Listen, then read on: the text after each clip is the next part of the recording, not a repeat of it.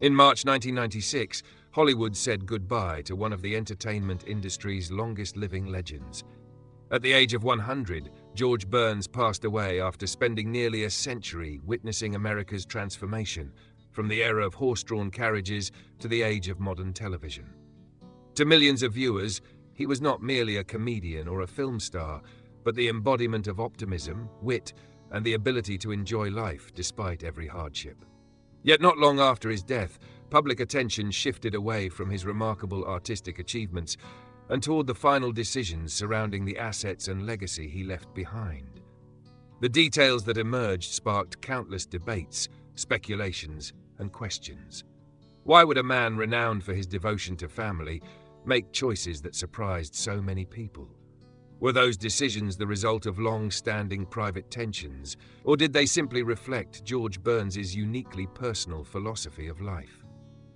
To understand that final decision, it is necessary to return to the beginning of the story, to a time when George Burns was not yet George Burns, but merely a poor boy named Nathan Birnbaum, struggling to survive on the unforgiving streets of New York. Long before becoming George Burns, the man famous for his cigar and the humorous remarks that made all of America laugh, he was simply Nathan Birnbaum, a boy raised in poverty on New York's Lower East Side. Born in 1896 into a Jewish immigrant family with 12 children, Nathan learned from an early age that life offered no guarantees of ease. The first major tragedy struck when he was only 8 years old. His father died from influenza, leaving his mother to raise the entire family alone under extremely difficult circumstances. From that moment on, childhood was practically over. Nathan was forced to grow up faster than other children, leaving school after only a few early years and heading into the streets to help support his mother. He took any job that could earn a few cents. Some days he shined shoes on the pavement. Other days he sold newspapers in the bitter cold of winter, and at times he ran errands for small local businesses. Stability simply did not exist in his world. Every day was a struggle to earn enough money to buy food for the family. It was within that harsh environment that Nathan learned the most important skill of his life: adaptability. Years later, Burns often said that the streets of New York had been his real school. He observed people, listened to the way they spoke, the way they told jokes, and the way they endured hardship. When he could not afford a theater ticket, he stood outside listening to comedy performances from afar. He memorized the rhythm of punchlines, the techniques performers used to hold an audience's attention, and even the mistakes that caused them to be booed. Without realizing it, that poor boy was quietly building the foundation for one of the greatest entertainment careers of the 20th century. It was during this period that Nathan also came to understand that humor was more than a form of entertainment. For poor families like his, laughter was sometimes the only thing that helped them endure difficult times. That lesson stayed with him throughout his life. If you cannot immediately change your circumstances, you can at least help others smile in spite of them. From the crowded alleyways of New York, Nathan Birnbaum began nurturing what seemed like an impossible dream. But the road from shoeshine boy to professional performer was far longer than he imagined. And his first major disappointments were already waiting ahead. If George Burns's life were a Hollywood film, many viewers would be surprised to learn that the opening chapter of his career looked nothing like a success story. On the contrary, it was filled with years of rejection, failure, and repeated moments when he came dangerously close to abandoning his artistic ambitions and returning to an ordinary working life. From a young age, Nathan Birnbaum was captivated by the stage. He joined small performing groups, sang in cafes, temporary venues, and anywhere that might allow a poor young man to earn a few extra dollars. But talent is not always recognized immediately. There were nights when audiences barely paid attention to him. There were performances that ended in boos. Burns later recalled occasions when spectators threw coins onto the stage, not as a reward, but as a request for the performer to leave as quickly as possible. For many people, such experiences would have been reason enough to quit. For Nathan, however, failure was simply part of the game. He continued performing wherever audiences could be found: bars, vaudeville theaters, small venues, passenger ferries crossing rivers, and even places that established entertainers preferred not to mention. Every location taught him a new lesson about capturing attention and surviving in a fiercely competitive profession. One of the qualities that allowed him to endure was his extraordinary ability to improvise. When a routine failed, he immediately adapted. When the audience did not laugh, he tried a different approach to storytelling. When one opportunity disappeared, he searched for another door to open. That flexibility later became the foundation of George Burns's signature comedic style. Natural, relaxed, and conversational rather than performative. Those early years also taught him an important truth about the entertainment business. Talent alone is not enough. To survive, an artist needs perseverance almost as much as talent. Countless people with greater gifts appeared and vanished, while Nathan continued moving forward one small step at a time. He did not possess the appearance of a cinematic heartthrob, nor did he have the finest singing voice of his era. What he did possess was an almost stubborn determination and the belief that opportunity would eventually arrive if he remained long enough. And then, after years of struggling through small stages and largely forgotten performances, destiny finally appeared. It did not arrive in the form of a major contract or a powerful producer. It arrived in the form of a young actress with a modest appearance but extraordinary natural comedic talent. Her name was Gracie Allen. That meeting would not merely change George Burns's career, it would transform his entire life.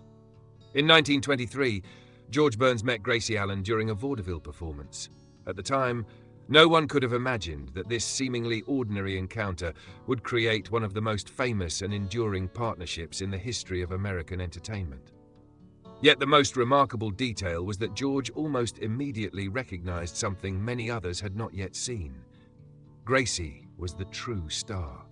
At first, Burns still tried to occupy the center of the act. He was the storyteller, the guiding force, and the one seeking to generate laughter. However, the more they performed together, the more he realized that audiences could not take their eyes off Gracie. She possessed a distinctive style of comedy, innocent, natural, and unlike anything audiences had seen before. Her seemingly absurd responses sent crowds into fits of laughter, while George gradually understood that his greatest contribution was not becoming the main attraction, but creating the perfect environment for her to shine. It was an exceptionally rare decision in an industry where most performers wanted the spotlight for themselves.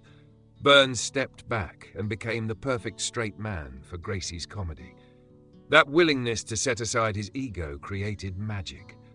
Audiences adored the contrast between George's calm, sharp wit and Gracie's innocent unpredictability. They complemented each other so perfectly that it seemed they had been destined to share the same stage. Their personal relationship developed alongside their professional success. In 1926, they married and began building not only a family, but an entertainment empire. Over the following years, Burns and Allen became household names in radio, film, and eventually television. During the golden age of American radio, their program attracted tens of millions of listeners every week, an extraordinary figure even by modern standards. But what made George love Gracie was not merely her talent. As he explained years later, Gracie gave him a sense of peace he had never experienced during his difficult childhood. She made him laugh not because it was his job, but because he was genuinely happy. While George constantly planned and worried about the future, Gracie possessed the rare ability to make life feel lighter. That balance kept them together through decades of fame. However, behind the image of the perfect couple admired by the public, silent challenges were already beginning to emerge. Professional pressures, Gracie's declining health, and George's personal mistakes gradually created cracks that audiences could not see. And one day, the woman who had transformed his life would be forced to leave the stage forever. To the public, George Burns and Gracie Allen seemed to possess the life everyone dreamed of. They were successful, wealthy, beloved throughout America, and always appeared together wearing radiant smiles. Yet, like many famous love stories, what audiences saw was only part of the picture. Behind the spotlight, Gracie Allen struggled with serious health problems for many years. She frequently endured severe headaches, chronic exhaustion, and particularly significant heart-related conditions. At that time, however, publicizing a star's illness was often considered inappropriate.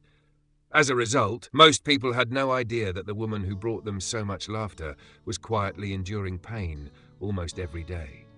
George understood his wife's condition better than anyone. He witnessed the moments when Gracie was exhausted after leaving the stage, the days when she forced herself to smile even though her body no longer had the strength. As time went on, he devoted more and more of his energy to caring for her and shielding her from the pressures of work. To George, Gracie was no longer just a performing partner or a wife. She had become the center of his entire life.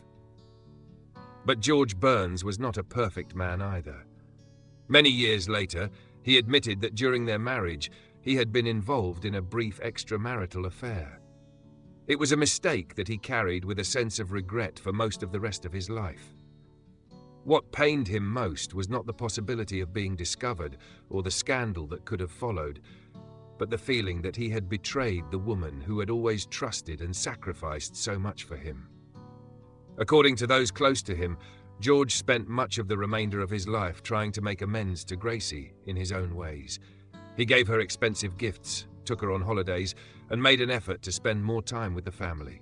Yet deep down, he understood that some mistakes can never be completely erased. One can only learn to live with them. Then, in 1964, the event George had always feared finally came to pass. After years of declining health, Gracie Allen passed away at the age of 58. Her death not only brought an end to a marriage that had lasted nearly 4 decades, but also took away the greatest emotional anchor in George Burns's life. Those who attended the funeral recalled that George remained remarkably composed. He did not cry in front of the crowd, did not deliver a lengthy speech, and did not allow his emotions to spill over. But those who truly knew him understood that this calm exterior concealed an immense sorrow. After everyone had gone home, George would often sit for hours, staring into space, as though he were still waiting for Gracie to walk into the room and continue a conversation that had never truly ended. For the next 2 years, whenever he performed, he always left an empty chair on stage. To the audience, it seemed like a small detail. But to George, that chair was a reminder that the most important companion of his life was no longer there. He once said that losing Gracie felt like losing a part of his body. He could still live, and he could still work, but he would never again be whole. Many people believe that George Burns achieved his greatest successes after Gracie's passing. That is true, but few realize that behind every laugh and every public appearance during those years was a man trying to learn how to keep living with a void that nothing could fill. After Gracie Allen's death, many assumed that George Burns would gradually disappear from the stage. He was approaching 70 at the time, an age when most entertainers of his generation had already retired or only appeared on special occasions. Even his most devoted admirers believed that George would spend the rest of his life quietly living with memories of his late wife. George himself once thought the same. During the first years after losing Gracie, he fell into a loneliness that no amount of work could fully ease. The house became quieter. Familiar conversations disappeared. There was no longer anyone with whom he could share new ideas or the small stories of everyday life. For a man who had lived and worked alongside his partner for nearly his entire adult life, that emptiness was sometimes even more painful than grief itself. Yet George Burns possessed a quality that had stayed with him since his days as a poor boy on the streets of New York. He simply did not know how to surrender. Instead of withdrawing completely, he gradually returned to work. At first, it was only occasional television appearances, brief performances, or guest programs. But something remarkable happened. Audiences no longer remembered George solely as one half of Burns and Allen. They began to appreciate him for who he was as an individual. At an age when many younger performers were still searching for their first opportunity, George Burns unexpectedly entered an entirely new chapter of success. In 1967, after fainting on stage in Las Vegas, he was forced to take a serious look at his health. Doctors warned him that his body could not continue enduring his old lifestyle forever. That was when George made important changes. giving up many unhealthy habits and paying far more attention to caring for himself. What astonished many people was that instead of declining with age, he seemed to become even sharper and more compelling in the eyes of the public. Then, in 1975, the greatest opportunity of his film career arrived. George was cast as Al Lewis in the film The Sunshine Boys. Initially, many producers doubted whether a performer approaching 80 years of age could carry such a role. But as soon as the film was released, all doubts vanished. His performance was widely praised by critics. Audiences loved the charm, naturalness, and life experience that George brought to the character. When his name was announced at the 1976 Academy Awards as the winner of Best Supporting Actor, the entire auditorium rose to its feet in applause. At the age of 80, George Burns became one of the oldest actors ever to win an Oscar for acting. That moment was not merely a personal triumph. It was a declaration that life does not end simply because one grows older. The man who had once slept in impoverished alleys in New York, who had been jeered by audiences, and who had once believed he could never survive the loss of Gracie, was now standing on Hollywood's most prestigious stage, receiving the greatest honor of his career. But even more astonishing achievements still lay ahead. In his later years, George Burns became a cultural phenomenon in a way nobody could have predicted. He portrayed God in the film Oh God, and won the affection of millions with his image of a wise yet humorous deity. Television programs constantly invited him to appear. His live performances sold out. And every time he stepped onto a stage, he made audiences forget that the man telling jokes before them had already entered his 80s and then his 90s. While many people view old age as a period of shrinking possibilities, George Burns transformed it into the most brilliant chapter of his life. He did not merely continue working. He demonstrated that joy, curiosity, and a sense of humor can outlast any limitation society imposes on age. That is why, when George Burns reached the age of 100, America did not simply see a long-lived entertainer. They saw a symbol of resilience, a man who had overcome poverty, loss, failure, and old age to remain beneath the spotlight until the very end of his days. In January 1996, George Burns officially celebrated his 100th birthday, a milestone that even he had once doubted he would reach. Although his health had declined after several falls and the inevitable challenges of old age, he retained the trademark humor and optimism that had accompanied him throughout an entire century. Just 2 months later, on the 9th of March 1996, George Burns passed away peacefully at his home in Beverly Hills. His death brought to a close one of the longest and most extraordinary careers in the history of American entertainment. From a poor boy forced to leave school and earn a living on the streets of New York, to a Hollywood icon who lived through an entire century, his life resembled a story that even he might have struggled to tell more beautifully.